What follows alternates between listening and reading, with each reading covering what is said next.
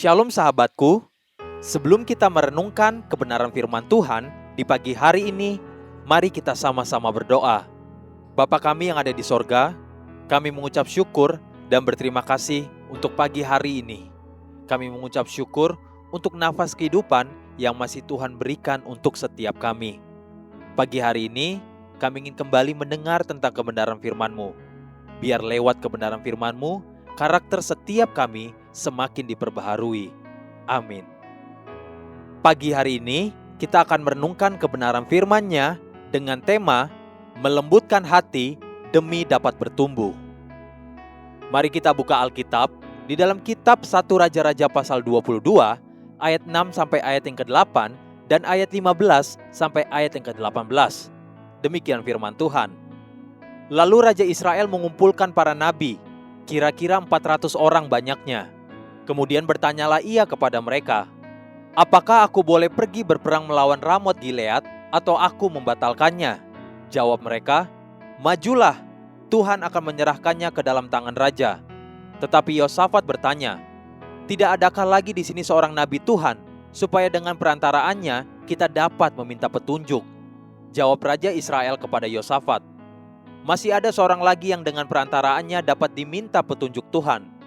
Tetapi aku membenci dia, sebab tidak pernah ia menubuatkan yang baik tentang aku, melainkan malapetaka. Orang itu ialah Mika bin Yimlah."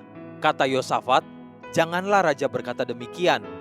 Setelah ia sampai kepada raja, bertanyalah raja kepadanya, "Mika, apakah kami boleh pergi berperang melawan Ramot Gilead atau kami membatalkannya?" Jawabnya kepadanya, "Majulah, dan engkau akan beruntung, sebab Tuhan akan menyerahkannya ke dalam tangan raja." Tetapi raja berkata kepadanya, "Sampai berapa kali aku menyuruh engkau bersumpah, supaya engkau mengatakan kepadaku tidak lain dari kebenaran demi nama Tuhan?" Lalu jawabnya, "Telah kulihat seluruh Israel bercerai-cerai di gunung-gunung seperti domba-domba yang tidak mempunyai gembala. Sebab itu Tuhan berfirman, mereka ini tidak punya tuan, baiklah masing-masing pulang ke rumahnya dengan selamat." Kemudian Raja Israel berkata kepada Yosafat, "Bukankah telah kukatakan kepadamu, tidak pernah ia menubuatkan yang baik tentang aku, melainkan hanya malapetaka?" Kita banyak menemukan keadaan anak-anak Tuhan sama seperti sikap hati Raja Ahab. Kita berdoa dan mencari petunjuk Tuhan, namun sesungguhnya yang kita cari adalah peneguhan dari apa yang kita ingin kerjakan. Itulah kebanyakan sikap hati manusia.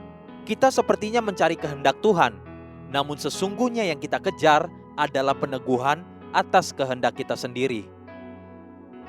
Akibatnya, hamba-hamba Tuhan mulai berlaku seperti layaknya para pedagang. Mereka menyodorkan apa yang banyak dikejar dan dicari orang. Seperti itulah juga yang terjadi bagi Raja Ahab dan para nabi pada zaman itu. Ketika kita berdoa dan bertanya kepada Tuhan, apakah benar kehendak Tuhanlah yang sedang kita cari?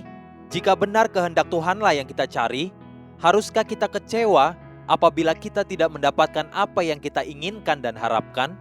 Secara sadar atau tidak sadar, memang kita cenderung mengumpulkan nabi-nabi sesuai kehendak kita, bukan sesuai kebenaran Tuhan. Kalau dahulu Raja Ahab mengumpulkan para nabi sekehendak hatinya, demi untuk melegitimasikan kemauannya sendiri dan bukan untuk mencari kehendak Tuhan, bukankah hari-hari ini pun banyak manusia mencari hanya firman Tuhan yang sesuai dengan kehendak hati sendiri? Jika firman itu menegur kita atau menegur kesalahan dan dosa kita, respon kita yang pertama adalah khotbahnya tidak bagus, atau ini bukan selera saya. Tanpa kita sadari, hati kita secara tiba-tiba menolak perkataan firman Tuhan yang tidak kita sukai. Berhati-hatilah dengan sikap hati yang demikian, sebab kelemahan-kelemahan karakter yang ada pada kita tidak akan berubah, bahkan akan menjadi cacat karakter apabila kita biarkan kelemahan-kelemahan tersebut tetap hidup subur dan terpelihara.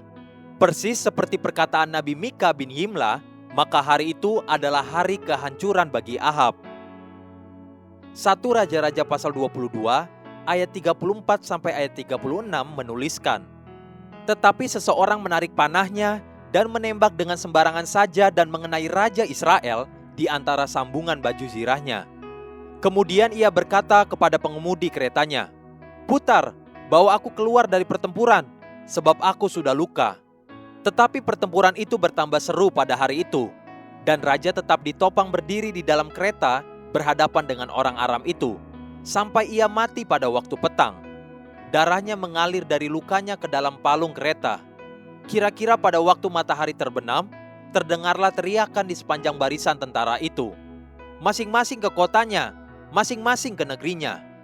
Lembutkanlah hati kita apabila kita mau belajar bertumbuh. Haleluya. Sahabatku, mari kita sama-sama berdoa. Terima kasih Bapa Surgawi, ajar aku untuk selalu melembutkan hatiku agar aku dapat bertumbuh. Amin. Jesus loves you and so do I.